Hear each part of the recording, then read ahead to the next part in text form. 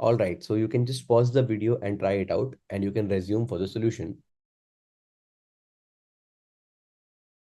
All right, guys, a typical question based on percentages. Out of the shirts produced in a factory, 15% are defective, while 20% of the rest are sold in the domestic market. If the remaining 8840 shirts are left for export, then the number of shirts produced in the factory is. Let the number of shirts produced in the factory be equal to 100x. Now, 15% of these 100x are defective. 15% of 100x is basically 15x.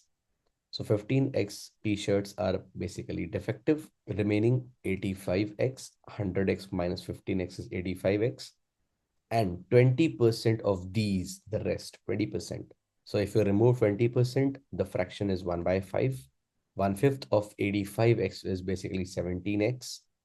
So the remaining 85x minus 17x is 68x are basically left for export. The question already gives us the value of the 68x, and that is 8840.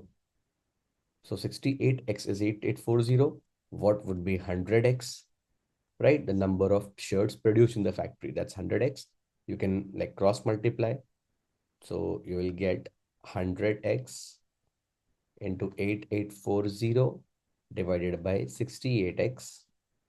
X gets cancelled. 17 fours are, 17 fives are, and twos are 0. And 4 130s are. 130 into 100. The answer would be 13,000. And that is basically your option B. Very simple question. That's how we solve it.